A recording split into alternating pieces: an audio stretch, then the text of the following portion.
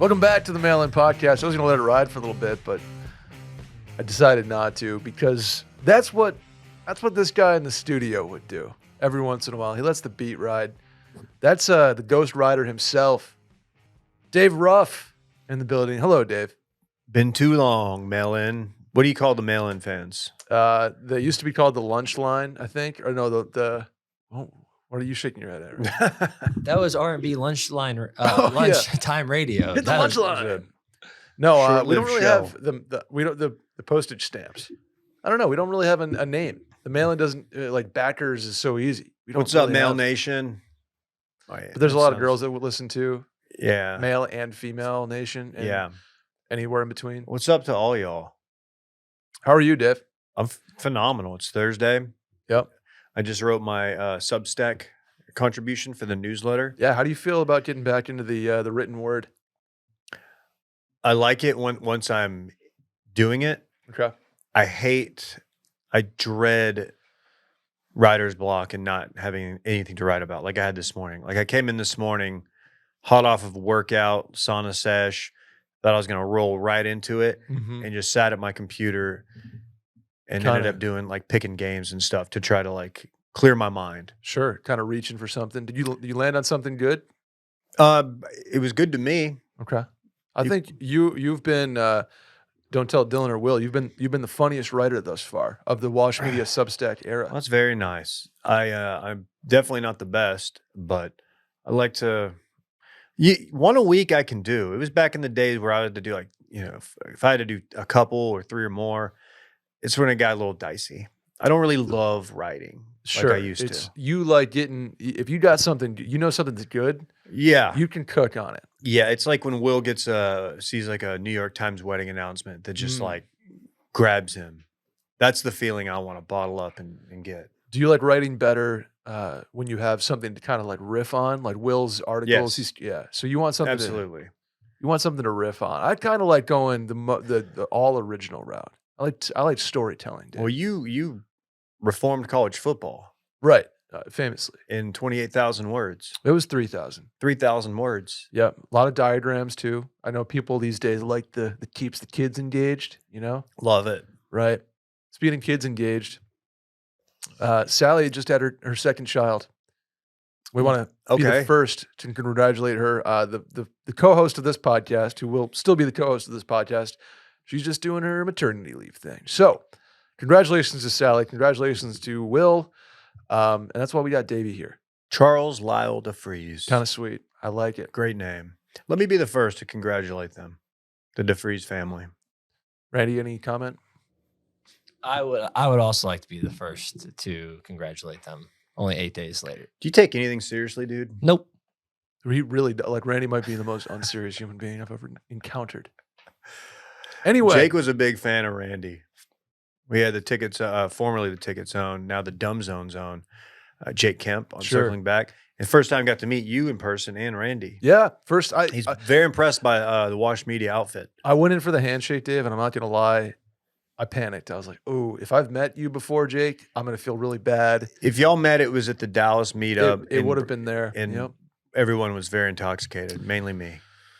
It's true. You famously did go to Bottled Blonde afterwards and get a table, I believe, by yourself or with some backers? With some listeners. But full disclosure, I had assumed, since I had previously talked to you and Will at the bar, right, Bottled Blonde that is, that y'all would be joining. Didn't happen like that. It didn't happen. We got separated, no service, and next thing you know, here comes two bottles that are not cheap. Nope. Not cheap. Nope. Not cheap at all. Randy, we were talking about out there in the bullpen. Are you familiar with sort of the rise? This might have just missed you, but sort of the rise of chain college bars in a way. For example, a Howl at the Moon, a Bottled Blonde. Every city has one, maybe two, every kind of party city. Do you consider Bottled Blonde a college bar? No, but if it's in a college town, it sort of becomes a college bar, right? So we had Howl at the Moon is kind of there's like Nashville kind of bars. Did you ever have much of that in your rotation? No, San Marcos technically has a Texas chain now, Chimmy's. So you got Which Chimmy's Lubbock, Chimmy's club- Fort Worth, Club Chimneys, right? Kind Chimmy's of gets San a little Marcos. rowdy after hours. They have a lot of fun. They have a lot of rowdiness as well. Do it to You a do it scale. Yeah. What is that? What? Sorry, Randy's doing his own show over there. But yeah, no, that is a thing. But San Marcos, when I was there back in my day, no, it was all San Marcos originals. Nephews, Green Parrot, Draft Choice, known to some as Loser Choice, known to others as Last Choice, because it wasn't a good bar. Perfectly fine bar, not there anymore, but it was not. Loser Choice was way too harsh of a nickname for that bar. Yeah, you can't have that. Loser Choice. You can't be doing. I bet you they had dollar drafts though. They did, dude. Nephew's $2 you call it's on a Tuesday after frat meetings. Absolute wreck. Is that the origin of you saying you call it's all the time? Is that a thing I say? Yeah. For the Dick Saloon, yeah, it is. Do y'all not know the $2 you call it? I've never done a you call it in my life. I just love saying it because I've heard it from you so a many $2 times. you call it is any well drink. You name it, $2. Okay. Any shot, well drink. Shots for $2. Yeah. Dollar pitchers. Oh my God. $1 pitcher. We had quarter bottles on Mondays. It'd just be a bunch of expired beer, just quarter a bottle. But that was the caveat, is you were drinking expired beer. I think so. I don't know. That's what people said, but it was just 25 cents for Coors Light, then turned into Bud Light my senior year. Damn, they went woke. Yeah, I don't drink that anymore, man. I'm too woke. We had what used to be 5-cent wings. Oh my God. And then I think because of our group that continuously exploited that system, they became 25-cent wings. Yeah. Not really any good beer deals in downtown Boston, unfortunately. Makes It's a sense. college town in name only, kind of like a Rhino, Dave. Boston, we were steps away from Fenway Park, where famously college prices don't really exist. Yeah. That's So, tough. Shouts to Cask and Flagon, though. Good spot. Oh. Irish pub? Sure was. Yeah. And kind of like a baseball bar. There's also Baseball Tavern. Great spot, man. Damn, I got to go there one day. Rest in peace. Anyway, we are the Mail-In Podcast. We're going to answer some questions today, Dave. That sound good to you? I was looking over this rundown. It sounds great to me. Sweet. Please hit up the hotline. Leave a voicemail, 888-362-MAIL.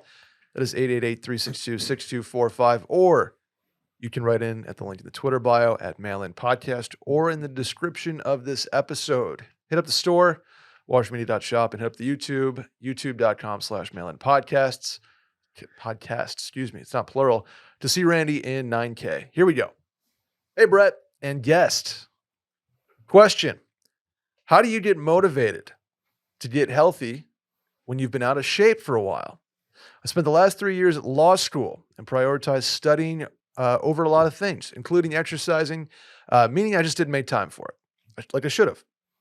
I'm not overweight per se, and I enjoy cooking, so I cook a lot. But I'm having trouble getting motivated to go work out because, honestly, working out when out of shape sucks.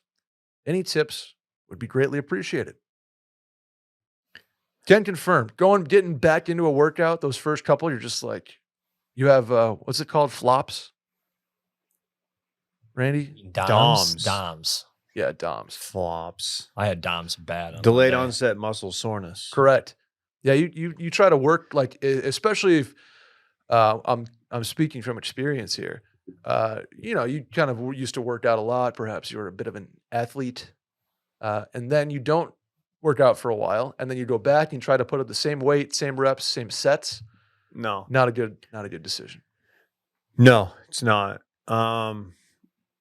Sheesh. Yeah, the law school thing. Law school doesn't necessarily jive with good health Really, practices. Workout. You can, I mean, it's great if you can do it because it's a nice stress reliever. It's good for your mentals. But I would say if you don't have a plan that you want to follow, I would just do the core lifts, like Olympic. Well, like your basic a squat, like a leg, a chest, and a back. And start with lighter weights and just go from there. And then you can work on, like, if you want to throw focus on arms or something. Shoulders too. I don't know. This is not advice from a professional, but I've been lucky to have, like the law school I went to, OCU, we had a good gym. It was a good gym. Okay. It was shared with the university and the law school. And I would sneak in there maybe once or twice a week. I would just give yourself realistic goals. And sadly, what helps me if I miss for a while and I want to get back in there is like, I'll go buy like a big thing of like expensive protein. And I'm like, well, I got to get into it. Like sometimes that's like a motivator, which is probably not healthy. But no, it's giving you something to tie it to. A new pre-workout if you're into that. Right. I got a couple things here, Dave. I can kind of keep it quick, keep it tight. One, anything is better than nothing. So even if you don't have a 9, superset gym routine that's going to take you an hour and 45 minutes, if you can get in for 32 minutes, crank in a couple sets and walk on the treadmill, hey, you did something, man. It's true, man. There. Throw that throw that treadmill on a big incline and just walk it at like 3 or 3.5 miles an hour for like 30 minutes. You can burn some calories. You sure can. Yeah. You sure can. Low weight, high rep, get in the gym for 20, 25. Like you don't have to be a bodybuilder over here. Facts. 2, what's an easy way to be motivated is kind of like you mentioned, Dave, is tie some sort of financial piece to this, whether it's like a trainer or group fitness or class pass or whatever charges you a certain thing a month. So you're like, oh, I'm paying for it. Not just a gym membership per se, but group fitness has been great for me doing hot yoga because it gives me I have a class to be at 4:30. I have to go. If I cancel, it's a penalty, and it's just a part of my schedule versus going home, sitting there for 20 minutes being like, dude, do I want to get over, walk? You're paying for it, man. And you're paying for it. It's an investment. And 3, I'll say even the slightest result can give you kind of that motivate. Like once you see a muscle or a piece of fat falling off you, you're like, oh shit. Yeah. And then the routine, it sort of snowballs in a good way. Yeah, I think once you get through that first week or two and you get into that groove after the flops, you're gonna be feeling good. Even if you're not doing the weight you used to or you don't have the stamina you used to. You're gonna hit your stride, and that's gonna be a really good feeling that'll help you everywhere else in life. It's a cool brain shift that I've experienced a few times in my life where after you've done something like a healthy routine, especially working out for like 3-4 weeks in a row, you almost feel like you can't not do it. Your brain is like, yo, no, I want to go do it. It's part of your routine. Go. If I get sick and have to miss like 5 days or a week at the gym, I get legit sad. That to me is the worst part of being sick. The symptoms, whatever. It's the fact that I'm losing ground at work and like in the gym because I know that following week's going to be tough. Yeah, man. It's just you kind of get disturbed when you're down bad with sickness, right? Yeah, stupefied. You know what else you could do, Dave? Something nutritionally sound? Yeah. How about sign up for Green Chef, the #1 meal kit for eating healthy? You kid, because it's not all exercise, right? No, that's just a part of it. Diet is a major, major part of it. And guess what? We have the perfect solution for you. Green Chef is the #1 meal kit for eating clean and green. Feel your best during this busy fall season with delicious, nutritionist-approved recipes featuring clean ingredients with no artificial colors, sweeteners, high fructose corn syrup, and limited added sugar and limited processed ingredients. Choose from recipes featuring lean proteins like turkey, sockeye salmon, Dave, barramundi, tilapia, scallops, and shrimp, and certified organic whole fruits, and vegetables, organic cage-free eggs, and plenty of whole grain options. The Sriracha Tamari beef bowl goes hard. I just want people to know that. That's up there on my list. The salmon on a bed of couscous. Oh yeah. I gotta try that one. Oh, it's really good. They have a chicken, like a chicken chickpea penne pasta kind of situation too. Goes extremely hard. Love a good penne pasta. They deliver everything you need to eat clean the easy way this October. Feel your best with nutritionist-approved recipes packed with clean ingredients that support your healthy lifestyle and taste great too. All you got to do is check clean eating off your to-do list with Green Chef. Quick, easy recipes ready in 25 minutes or less. And it's kind of cool. They send you a little box And so you feel like a chef. It's you're making the meal yourself. Yes, doing chef. doing it from scratch. Love it. Big fan of Green Chef. I do it all the time. I am a subscriber outside of the podcast, which I think is the best endorsement you can give. True. Same. Go to greenchef.com/60mail and use code 60mail to get 60% off plus free shipping. Again, that's greenchef.com/60mail and use code 60mail to get 60% off plus free shipping. Green Chef, #1 meal kit for eating well, Dave. Here we go. Hi, Brett and guest. That's Dave. I am planning a cross-country move, hopefully as soon as I can. And as someone who has done this a couple times, I was wondering if you had any tips or insight on the process. I've never left my hometown. Shouts to Stain 17. That was his joke, not mine. And I want to make the process as smooth as I can. Thanks. You've moved a couple times there, Davey. I don't know about cross-country, but you've been on the move. I've been everywhere, man. You've 35. You've put some. Oh yeah, me and 35 know each other quite well. Put some rubber down on there. Oh yeah. What's your first thing when you're like, man, I'm moving? Where does your head go? Are you overwhelmed? Are you an overwhelmed move guy? No, but I am immediately like, I've got to get rid of some stuff. I've got too much stuff. You wean or you inventory. What's the word I'm looking for? You kind of trim the fat. Trim the fat. Yeah. Because I don't like overloading the car, the moving vehicle. I've had moves where I didn't need a moving vehicle, but like as you get older, living with somebody, eventually getting married, you're going to have enough stuff you're going to need that U-Haul or whatever. Sure. Maybe just employ the hunks, the college hunks. Hey, a lot of the times you compromise and she gets her stuff and you throw it away, right, brother? That's right, dude. Oh, As soon as that's how it goes. Is that right? You moved. Did you drive down here? What was your Saratoga or New York City move? Yeah, how did that go? I have moved from Saratoga to Boston. I've moved from Saratoga to Denver. I've moved from Saratoga to Austin. Damn. And in every case, I guess this is the biggest tip I can give is, well, one I think is a no-brainer, but I feel like it's less so now. Have your residential situation very much figured out prior to moving. I've heard people be like, "Oh, I'm gonna Airbnb for a month and find an apartment." It's like, okay, if you can do that, great, but you kind of want a home base to move stuff to. That sounds awful to me. Right. I don't like the up temporary in the air. and knowing I'm going to have to do it all over again in a month. That sounds terrible. Totally agree with you. But two, and I think this is coming from I don't know if everybody could do this. I was able to because it worked out how it did.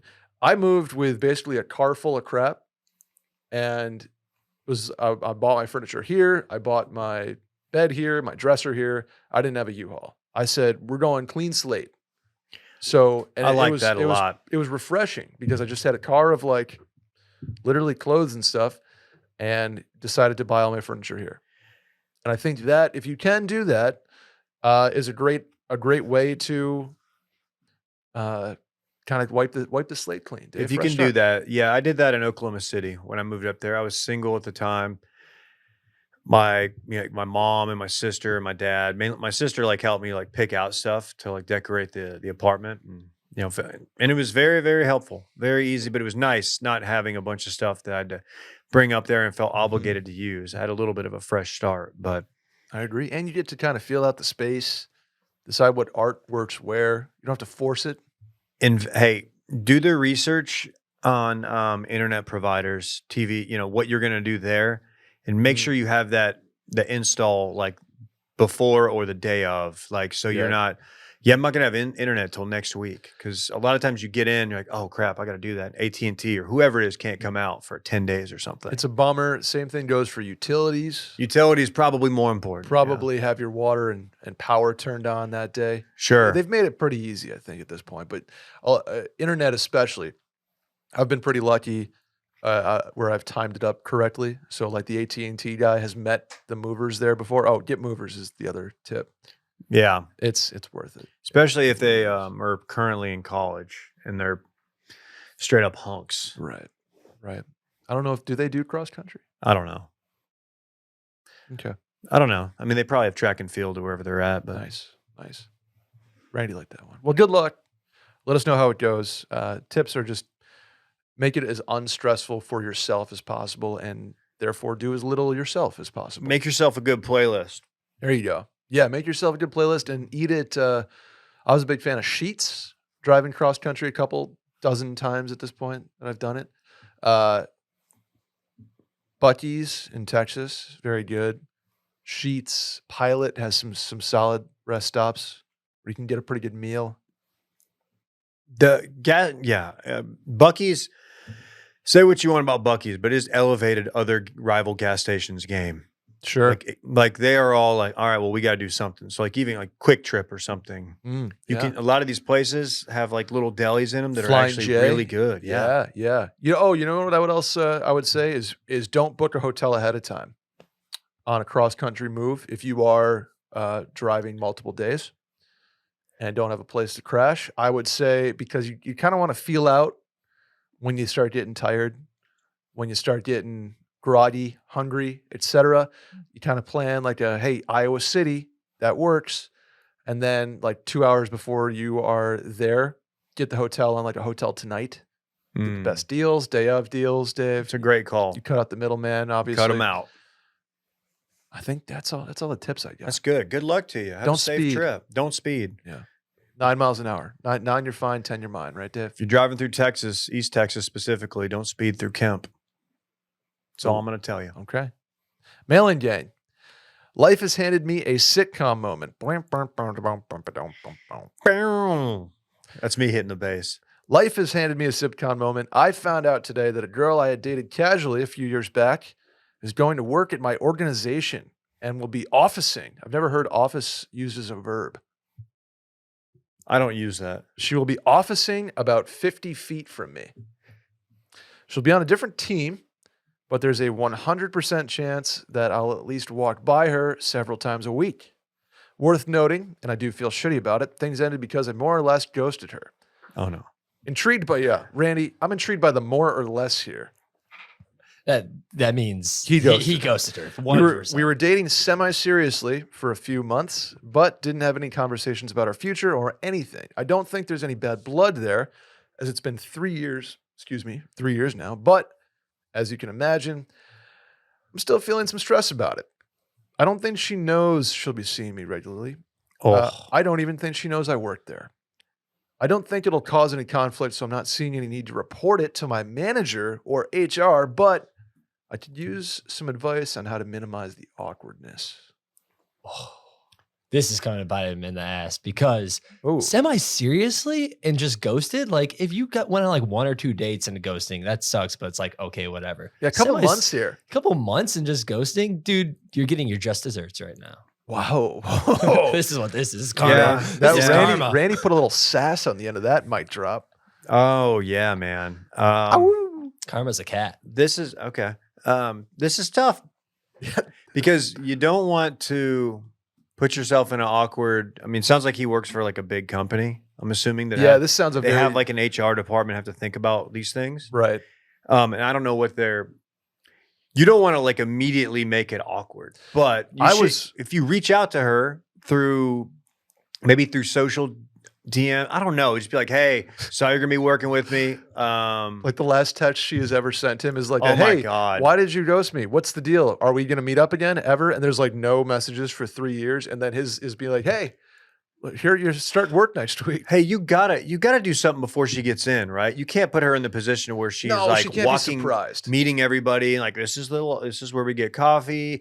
This is Joseph's room. I made the name up. This is his office, and then she's like, "Oh, you're the guy I haven't talked to." And yeah, he goes, "Oh, hey, nice to meet you." Yeah, we know each other. Yeah, we've met. Yeah, and this fucking asshole. And then everybody like can sense the awkwardness, and they're like, "What's going on there, dude? Is this gonna be a problem?" So I feel like you have to get out in front of it, right? Absolutely. Reach out to her through Instagram, Snapchat, whatever unanswered platform you used the first time, and let her know you guys are going to be working about 20 yards from each other. I like that you went Snapchat, so there's not a paper trail, unless she screenshots. Or that app, Peach. Nobody's using Peach. Hasn't been. It sounds like the last time they talked, Peach was on the table. Hit her up on Threads. Does Threads have a direct messaging service? I don't know. Probably not. It's probably just send her this podcast. Be like, hey. Oh yeah, be like, hey, check it out. Check it out. You should check these guys out. They got this other show. It's really good. It's kind of a show about nothing. It's like a spooky thing. They do like a ghost story. Remember where I ghosted you? Well, it was all a long con because now they're doing spooky season. Make a joke about it. I'd say, and if you don't want to reach out or have lost access to, maybe she blocked you perhaps, immediate day one, like break the ice. Hey, yeah. Do a little like knock on her open office door, go, hey, and like it's me. Nobody has offices anymore though. It's like there's an open floor plan situation. Make sure you're not like in direct eye line of sight. You should first day like be like, hey, and if she's not excited to see you should be like, you should smile more. Oh, yeah, you could do that. You could go to like the vending machine and just like frisbee an Oreo across the room at her. Just wave. It was me. That's the kind of stuff we do around here. Work hard, play hard. Yeah. Ghost hard. Or you quit. Yeah, I was gonna say you might need to just get a new job. Change your identity. Yeah, you just don't want it. You don't want awkwardness. Yeah. See ya. No call, no show. Ghost the job too. Damn, do you think Snapchat got its logo because there's like a ghosting element to it? I'm willing to entertain that. I think it's probably more because the things disappear. Yeah, the message. Yeah. As ghosts often do, but some ghosts never disappear. Hear all about it on spooky season only on Patreon. You know what hasn't disappeared this year, Dave? Is it DraftKings? My winning streak. Heck yeah. Dude. On DraftKings. Football is back. In full swing with another week of epic games. And who's got you covered on the action for every single one of them? You know who, Dave? DraftKings Sportsbook. DraftKings Sportsbook, an official sports betting partner of the NFL. New customers can bet $5, Randy, on football and get $200 instantly in bonus bets. Nobody's missing out on the action this season. All DraftKings customers can take advantage of 2 new offers every game day this October. Get in on the NFL week action. What's it? Week 6? Week 6. Week 6 action with DraftKings Sportsbook. Download the app now and use code WASHED to sign up. New customers can bet just $5 and take home $200 instantly in bonus bets only on DraftKings Sportsbook with code WASHED. The crown is yours. See show notes for the gambling disclaimer. And if you have a problem, call 1-800-GAMBLER. Next one, Dave. Here we go. Hi, Brett. This one's just to me, so. Okay. I need your love and dating advice. I was recently visiting another city and went on a Hinge date with a guy. Here's where it gets hairy. Things went so well, but also escalated sexually more than I would have liked. I wasn't against it in the moment, but looking back, I wish the night ended sooner. Post-date, the guy just seems to want to sext or try and get together for a hookup before I leave town. I do like him, but I'm not wanting to be just a hookup. How can I get him to realize I'm not just a hookup girl, or is it too late? It's not too late. It's not too late. I think this is a very good opportunity for a little direct communication, Dave. Just Yes. be like, hey, happy to meet up, happy to get a beer. I want to keep the hookup thing to a minimum. I'm not kind of usually like that. And if you're cool with that, let's get to know each other. Let's grab a beer and talk it out. If you're not, this is not going to work out. I think it's that simple. I think it's a direct line of communication here. Yeah. I think you need to make that very clear. And if he's cool with it, Mm-hmm. and you're that still interested, go get a drink, Go get a cup drink. of coffee. Or maybe suggest something in a more like, let's go get lunch. Like something less, Sure. You know what I mean? Or could do more of a group setting. I'm interested. This feels like, are you on a work trip? You visit another city, It was giving go work. on Hinge, meet a guy at a bar on a Thursday. You're there till Sunday afternoon. Saturday afternoon rolls around, and he's like, "Yo, like, want to run it back?" And you're like, "Nah, not like that. I don't." But I'll get a beer and watch the playoff baseball, perhaps maybe some college football. Hey, Randy, is it a popular, common thing, I guess, to be in a city and go on a Hinge date. I've never done it, but I think people do. I feel like that's more of a Tinder thing. But like Really? where Hinge seems more like actually dating. I think what you said is just be direct, and if that's all he wants, you have to be okay accepting that as well. Like being like, yeah, I want to be like in a relationship or like want more, not that type Yeah, of person. hey. But if he's like, hey, like I just want to hook up, then you have to be okay Yeah, accepting like there's cool. nothing there. Got it. This is not going to be. We're going to stop it there. And nice knowing you. And then the best part is you just get to bail on the city. Sure.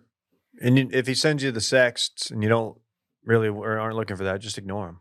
Sure, He should get the hint, but guys, I'm giving guys too much credit. Ideally, the guy gets the hint. But I mean, sounds like you liked him at some point, and so if you want to see him again, sans physical activity, and he likes you, I think that's something he should understand and be all for. And if not, see you later. Is it too cliche to be like, I don't usually do that? Like, I feel like just say, hey, that went further than I'm usually comfortable with. I was cool with it in the moment. I don't want to run that. I was kind of set the expectation immediately. Yeah. So then if he's trying to force the issue, then it's like, okay, well, you're not the guy for me anyway. There you go. Two-pronged approach. I think that's a great answer. Let's do the next one. Hey guys, how do you break an unhealthy relationship with food? I've narrowed down my biggest hindrance to my physical health, and it's that as long as there is food in front of me, I don't stop eating. I'm a member of the Clean Plate Club, mostly to a fault. Help. Shout out to the CPC, Clean Plate Club. I am famously not a member of the Clean Plate Club. My parents used to hate that I don't finish food. I'm like that too. I don't like it when my dog doesn't finish food, when my son, I just don't like wasting food. I know. I like it, just makes me upset. So I feel like I have to eat everything, which with portion size, given what they are in modern America, it's not good. Even if you're eating something healthy, like you're probably eating too much of it. Mm-hmm. That's the thing, is portions are out of control or they're too small. There's really no like just right portions anymore. That's completely fair. Nutri-Grain bars, remember those things, Dave? Those used to be like a meal's worth, and now they're the. I mean, I might have also just gotten bigger. I didn't really think about that until right now. But that was a childhood snack that was very popular, and their portions have gone down. Really, any CPG company, the packaged processed stuff is much smaller, and the restaurant, portions seem to be bigger. Especially in Texas. I got wings with Dave one time. He got mad at me not eating all the meat on the bones, and he ate all the rest of the meat off my bones. I hate when people just nibble on wings. He just took the rest and just. I see. Okay, my thing with it though is, I never grew up eating meat. I was a vegetarian for a long time. Meat I'm the worst offender with like a big steak. Is that true? Yeah, I didn't know that. I didn't eat meat until even white meat until I was 16. Interesting. Yeah, they probably hindered my protein intake for a long time. Yeah, probably helped you longevity wise though. Sure, could have. It was all good. Kidney disease. It was a whole thing. That's right. Yep. Okay. I was going to ask. So it wasn't my choice. Okay. Or forced upon me kind of thing. It was via health reasons. But now I can take like 5 or 6 bites of a steak and fill up like I'm full. So this is something I've heard. Hit the bell. I've heard Rogan talk about, because he does the carnivore diet, where he said something, and I was like, I thought about it, and I'm like, okay, I don't know if the science backs that up, but anecdotally, that I've noticed that when you eat meat is one thing that like your body won't really let you overdo. You're not going to gorge yourself on it. Whereas like carbs, chips, like bread, for example, you can stuff yourself silly with that. Sure can. What's the reasoning behind that? I don't know. I think mainly because did we evolve from, being primarily meat? I don't know. I'm gonna sound like an idiot. If you get a bunch of meat in your system, you need to be you still need to be running to the next source of food, so you can't be too overindulged. Maybe so. Could that be it? I like that. I just What's think the difference between a carnivore diet and like an Atkins diet that was like all protein all the time? I'm pretty sure carnivore is straight up just meat, whereas if there's other diets that are basically anything but carb. Like you don't do like starchy carbs. You don't do Couldn't do potatoes, that. rice. Yeah. You can do veggies. Anyway, I've always found that I eat the best when I've got the workout routine humming along. Okay. I think that's fair. Which is funny because in my mind, I'm working out because I'm gonna eat like crap on the weekend. But it doesn't really play out like that for me anymore. Now it used to, but during the week when I've got a workout thing going, like I don't want to go eat a double cheeseburger if I lifted that day. No, you don't want to treat weekdays like the weekend. Your body kind of like craves healthier stuff once you get into that groove. I agree with that. I totally agree with that. And when you get out of the groove, you kind of just crave shit. True. Like when you're hungover on a Sunday and you're like, well, I'm about to go hard on fried chicken. That's what gets me. Really? It's been a while, but yeah, it gets me. From where? If not Popeyes, then Tumble 22's got a great chicken sandwich. See, I think theirs is a little more gourmet though than if I eat a Tumble 22 sandwich and I don't finish it, I'm like, that's not the worst meal I've ever. It's not the best, certainly, but there's something that feels a little more less bad for you about it. It's because you didn't have to get it from a drive-thru. Yeah, that's probably. You didn't have to fill out a combo by saying, "Just give me the Diet Coke. I don't even want it." But I guess if it's cheaper, yeah, that always makes me feel bad. I really don't like getting. I've been very lucky. I love carbs. I love cheese. I don't like sugar at all. Like soda, candy, chocolate. Me too. Doesn't do it for me. I was never a sugar guy, so I'm lucky there. But how do you break an unhealthy relationship with food? I think what my head initially went to, especially if he's a member of the CPC, not the CDC nor the CCP, Dave. Yikes. What the internet I feel like would tell you is that you want to eat in like spurts, hit it hard for like 2 minutes and then let your body digest it. So before you're running through the second half of your plate, give it a good 10 minutes if you can. That's 7 to 8. Like, just feel your body get full. Yeah, I think there's like a condition, right, where your body, the nerves are for slower sure.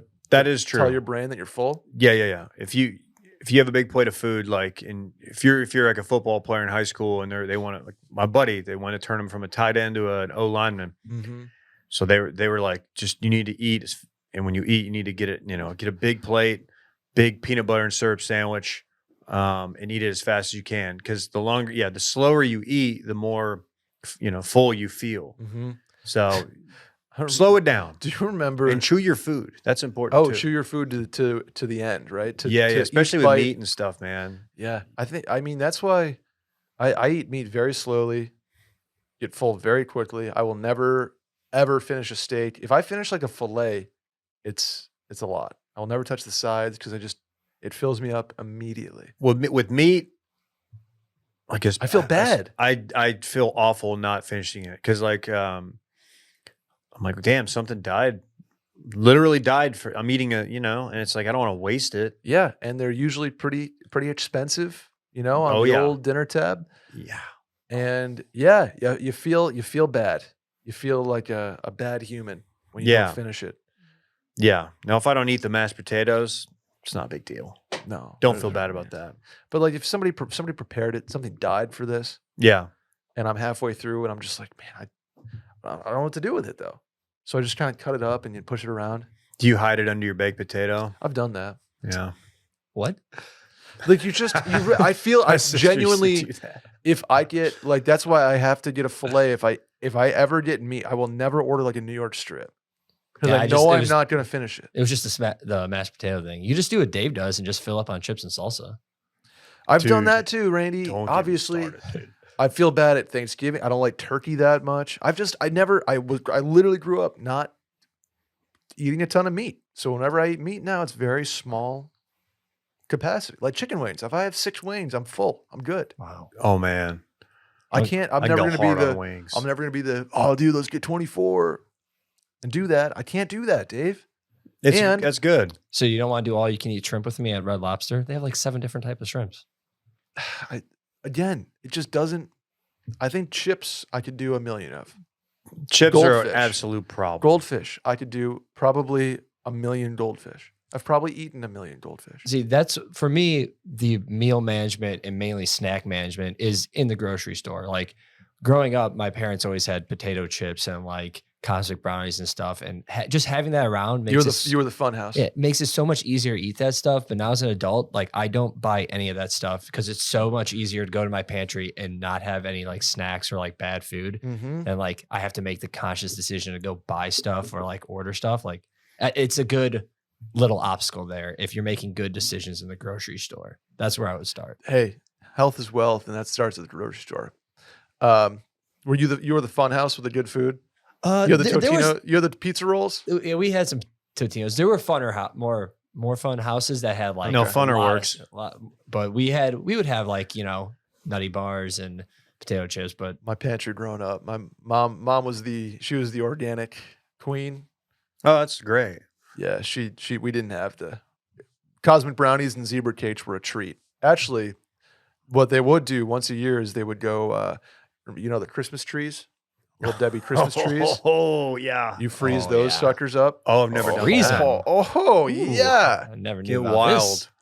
I mean, really, any Little Debbie, like the cake product. Well, another one. They used to have 2 in a pack. Now they're 1 in a pack. Really? The Yep. Swiss cake rolls? Little Debbie blows Hostess out of the water. And it's not even close. Careful saying that the other way around. Okay. But still. Yeah. I would just make good decisions in the grocery store and just consciously do stuff and I guess Honestly, make smaller portions. Make sure you're making your own food too, because it seems like someone that might be like eating out a lot or getting food Nice. with portions. Or Just getting food. Getting food. I don't know, food delivered Nice or save. whatever. Music songs. What was I going to say? There's if you go into like Chat GPT or any of those AI search engines, type in like meal plan, healthy meal, write me a meal plan. I like for this. I like that. I don't like this. I don't like chicken, green bean, whatever. Mhm. And it's actually quite helpful. I've done it a couple of times. Really? Yeah. I'm gonna try that because I've never done like the hey, I like this, I don't like that kind of thing. I'm just trying to fit within a boundaries kind of deal. But I mean I literally get Green Chef and those kind of things every week, and they're pretty healthy. So I just kind of enjoy that. But Yeah. And also like you have so many options for like chef content on Instagram, TikTok, Reels. Like a lot of it's stupid and you're not going to do it. But there's a lot of really good follows out there for healthy, practical eating. the dish on healthy. Yeah. What's your girl? I bought her. Oh, her Alex cookbook. Snodgrass, the Yeah. Defined Dish. She has a few cookbooks. Highly, highly recommend that. Non-spawn, never met her. She seems nice, but she has some, all her stuff is basically, you're not going to use seed oils. You're doing avocado oil, olive oil. Yeah, And it's all that's healthy. Like you're still going to, you can do carbs if you want, but right. If we're talking about just like quick health switches that you can kind of pull, pretty much everything bad for you. This is a true generalization. In like a cooking sense, probably has a healthier counterpart. I'm thinking pasta to either whole grain or chickpea pot. Like there's a spectrum of healthy pasta. There's a Sure. spectrum of healthy bread. There's a spectrum of healthy oils. Like you can go, take your olive oil, which is not that bad for you, but butter. no, I guess. olive oil is great. And you can go with like the avocado oil and that stuff. You go from sesame, soy sauce to cocoa aminos, right? There's always like this. That's what Defined Dish. She has Yeah. a number of Asian recipes that we love, and like she subs out the soy sauce for Yep. coconut aminos. And honestly, it's just as good. Flour, white flour to Tapioca almond flour. Yeah. Yeah. There's a lot of these That's things. her thing. These quick like pantry switches that are sort of you don't really realize them. Yeah, in it's like many a things. subtle foundation. Yeah. I've done a big thing I'm into is buffalo cauliflower, Dave. I'll do buffalo cauliflower tacos Yeah. and buffalo sauce, just hot sauce and kind of swap out the butter and a little garlic in there. It's pretty good. Yeah, we do she's got a great chicken piccata recipe. It is She's chicken got a piccata summer, famously. chicken piccata summer always. She's got a chicken parm recipe. It's really good. That's a good cookbook. Highly suggest, or just follow her on Instagram. Tell her Dave sent you. Tell her the mail-in sent you. Yeah. So back to this guy's question, kind of an unhealthy relationship with food. Smaller portions, crush those, and wait 10 minutes. Look into fasting. And do the water thing. Chug a bunch of water before you eat. Oh, that works. That's just one of the tricks of the trade, Fair. because you're filling up your stomach a little bit. Look into the 10 to 6 window, fasting. Don't just look into that. I don't, it's not for everybody, I do. but I do 12 to 8, There you go. unless I play hockey, and then I gotta have something after because it's just yeah, you're burning a ton of calories. You're good. oh, dude. I wore my watch, my Apple Watch when I play hockey. Oh yeah, It's like 1,200 calories in that's great. half an hour. I mean, it's just like you're It's cruising. hockey, dude. I miss it. Anaerobic. Yeah. That's the key. It's the good stuff. Aerobic's fine, cool. Anaerobic's where it's at. Yeah, never met her. Heard she's nice. Speaking of 10 and 6, 10 and 2 is no longer the taught driving strategy. What is it? 8 and 4. Like here. It's Why? yeah, I swear. It's just more realistic. I'm one hand on the wheel. Where's the other? Just One hand on my heart kind of thing. throwing the deuce or flipping somebody off. Doing horns down. Outside, random you cars. you roll roll down your window and just horns down If I somebody. see Dylan, Just horns down them. I didn't realize they really don't like that down here in Texas. It's like worse than the middle finger in some instances. it's like just you can get over it. Yeah, it's just a gesture. We don't need to throw a flag. Big 12 15-yard penalty for horns down. for Come horns on. downing. That's that. You know what? Bringing back the ESPN thing. I believe it now. There you go. I believe it. You believe it. SEC, David, just means more. It does. You know what else means more to me? And potentially a great addition to your healthcare routine. Not healthcare, but your healthy routine. I don't know, maybe a daily foundational nutrition supplement like AG1. Yeah. I start my day every day with AG1. It is a scoop of green powder. What's in this powder, you might ask? Oh, I don't know. How about 75 high-quality vitamins, probiotics, and whole food sourced ingredients? Dave, you familiar? I'm not a pill guy. I don't like taking a bunch of pills. Me neither. And that's why I love AG1. AG1 has replaced taking a bunch of pills. It has replaced taking a bunch of supplements. It has replaced eating a ham and cheese croissant for breakfast. Even though I want it, guess what I'm going to have instead? Scoop of AG1 in a cup of water, mix it up, down the hatch. Steer it up. Yes. You know that one? Bob Marley.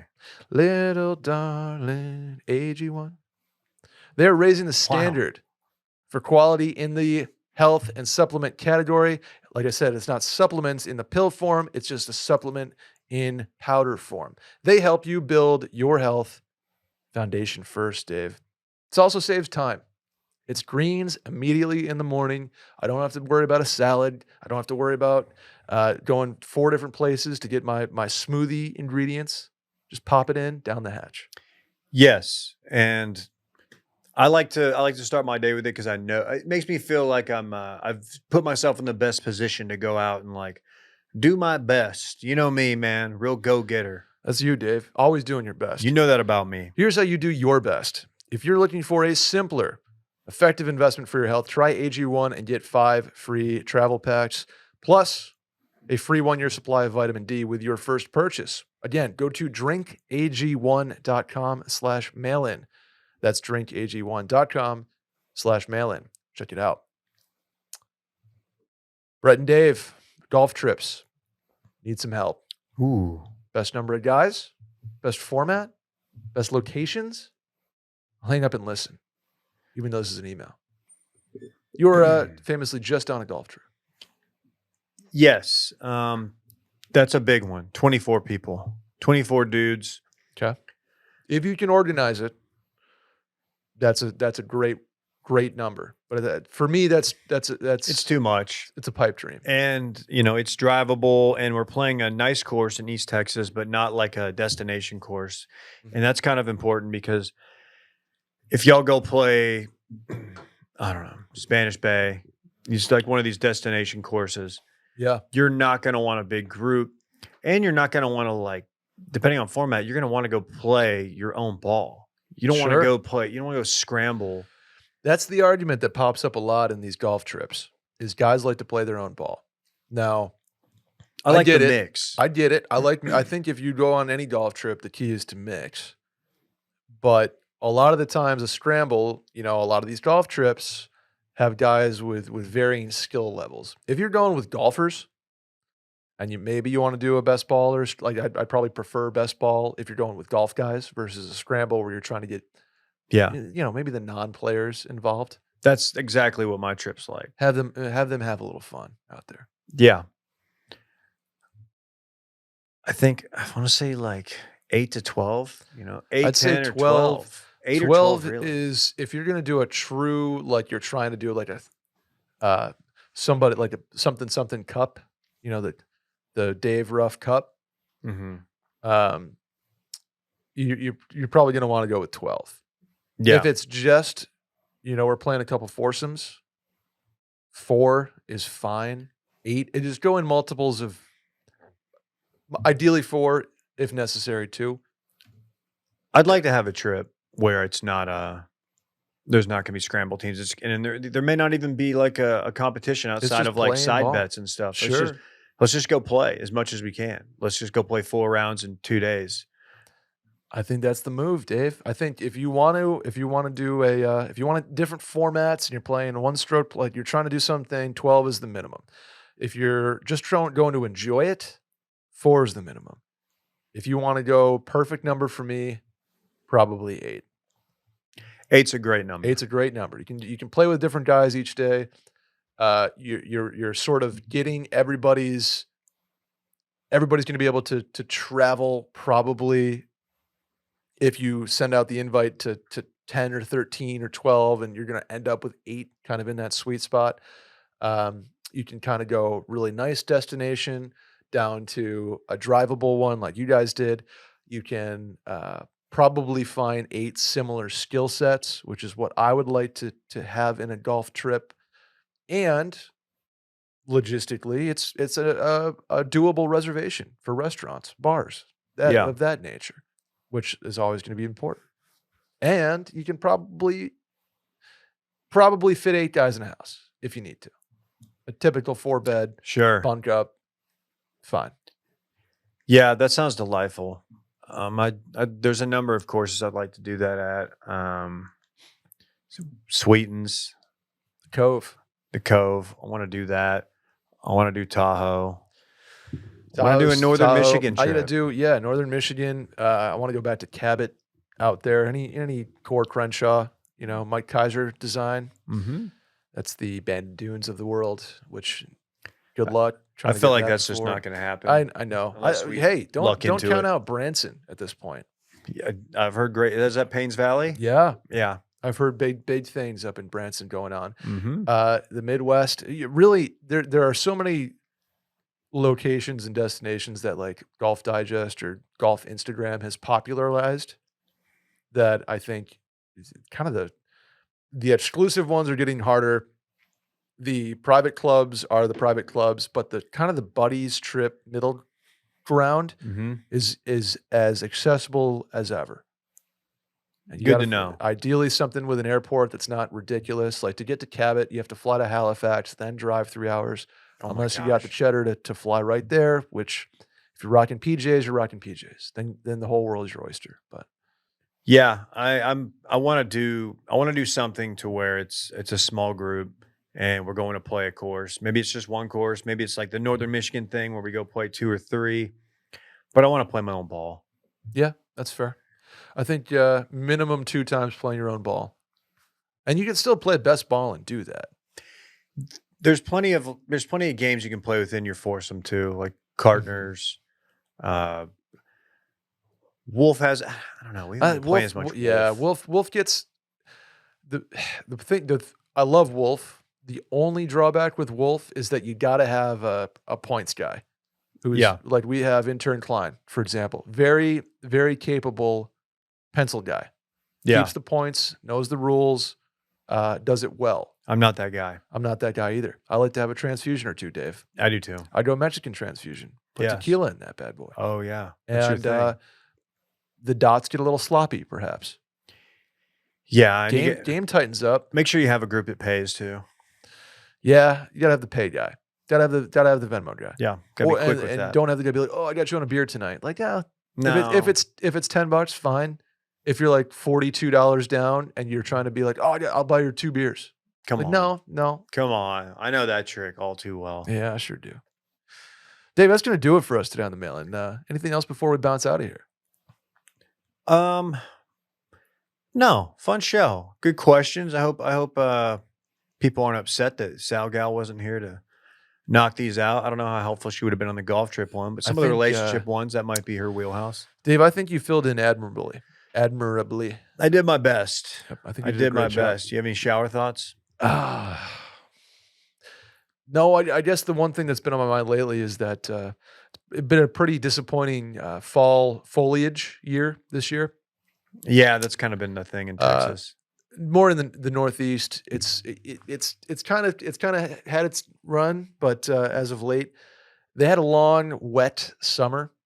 Okay, and that tends to mute the colors a little bit as far as your really piercing yellows and reds and golds. Oh, gives it a little more muted, kind of brown, a little more drab, if you will, mauve, and so it's just not the best upstate New York leaf peeping season of all time. Was no summer of '98. Dave. Not the best leaf peeping season, he says. Okay, good to know. It really is. If you've ever been up in upstate New York, right around now, second week of October, maybe first week of October in the higher elevations, it's breathtaking. Yes, it's really beautiful.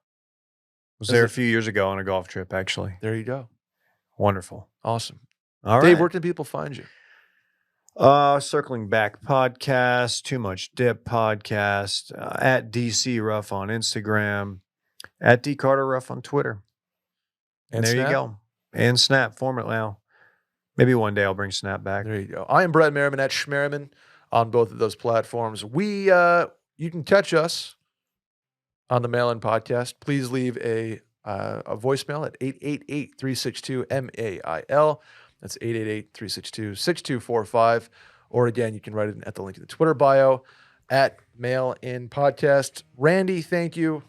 Dave, thank you for showing up and having me. knocking this out today. We'll see you guys next week. Bye.